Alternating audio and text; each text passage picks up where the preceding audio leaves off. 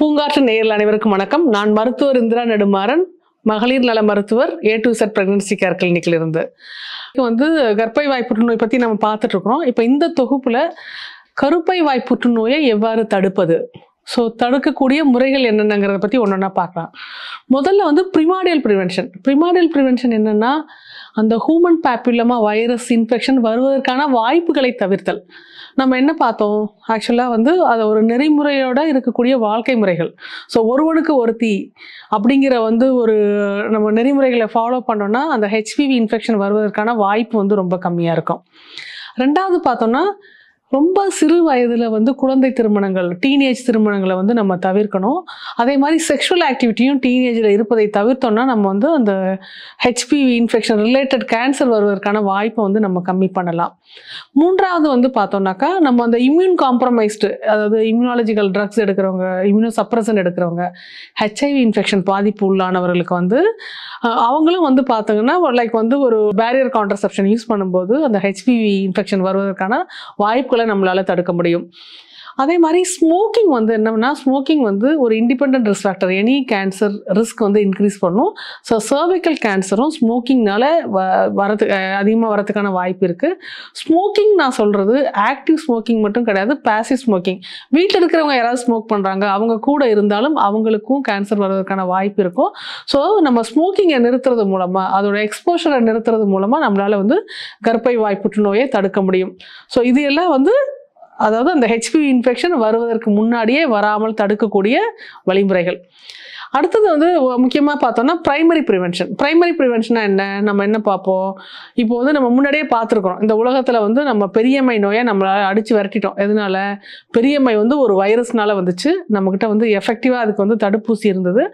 தடுப்பூசி போட்டதுனால நம்ம அதை இந்த உலகத்துலேருந்தே ஒழிச்சிட்டோம். இப்போது 1980க்கு முன்னாடி பிறந்தவங்களை பார்த்தீங்கன்னா, கையில் பார்த்தீங்கன்னா பெரிய தழும்பு இருக்கும். நீங்கள் இப்போ இந்த வீடியோ பார்க்குறவங்க 30 வயது கீழே இருக்கிறவங்க, வீட்டில் இருக்கிற பெரியவங்களை பார்த்தீங்கன்னா கையில் ஒரு காயின் சைஸில் பெரிய தழும்பு இருக்கும். அது வேறு ஒன்றும் கிடையாது, ஸ்மால் பாக்ஸாக போட்ட வேக்சினேஷன்.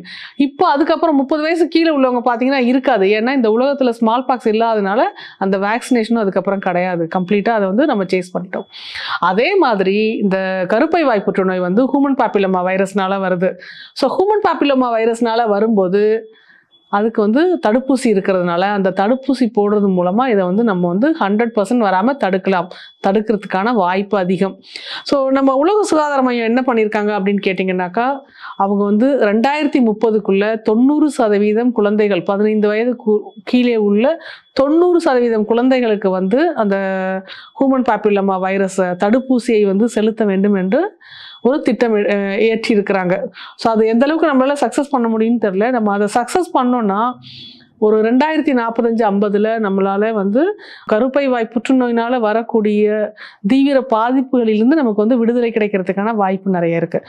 நீங்கள் தெரிஞ்சுக்க வேண்டியது, கர்ப்பை வாய் புற்றுநோயை தடுப்பதற்கு ஊசி இருக்கிறது. ஊசி எப்போ போட்டுக்கிறது, தடுப்பூசி எப்போ போடுறது, எல்லாருக்குமே ஒரு டவுட் இருக்கும். 9 வயதிலிருந்து 15 வயது வரை உள்ள குழந்தைகளுக்கு ரெண்டு தவணையாக போட வேண்டும். இப்போ இந்த மாதம் போடுறோன்னா 1லேருந்து 2 மாதத்துக்குள்ளே 3 மாதத்துக்குள்ளே 2வது ஊசி போட்டுக்கணும். 2 தவணை முறையில் செலுத்த வேண்டும்.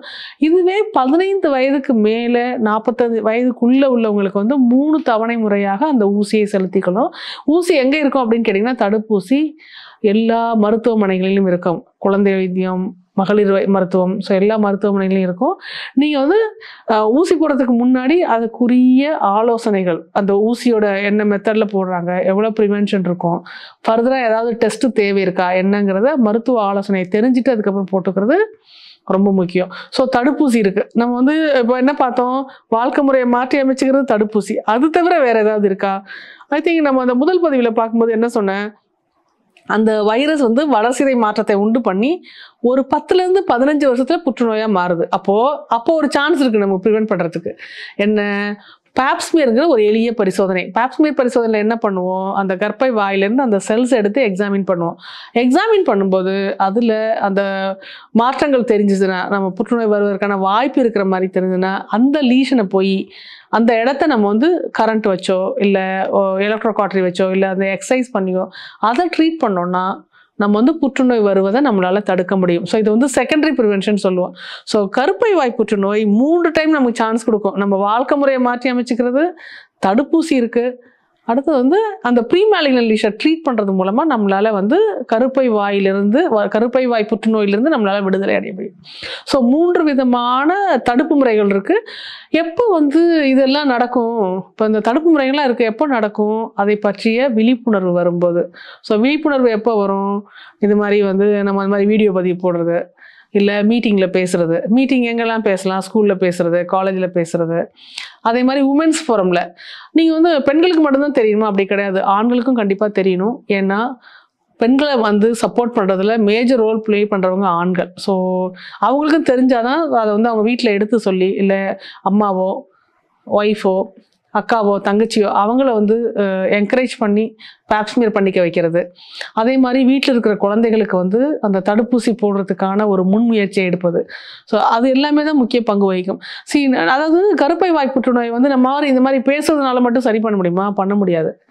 நம்ம இந்த பேசுகிறத கேட்குறவங்க வந்து உள்வாங்கி அதை செயல்படுத்தினாதான் முடியும் அப்படிங்கிறத வந்து நான் அந்த பூங்காற்று நேயர்களுக்கு தெரிவிச்சுக்கிறேன். பூங்காற்று நேயர்கள் வந்து இந்த பதிவை பார்த்து இதை வந்து முயற்சி செய்வீங்க, பயனடைவீர்கள் என்று நம்புகிறேன்.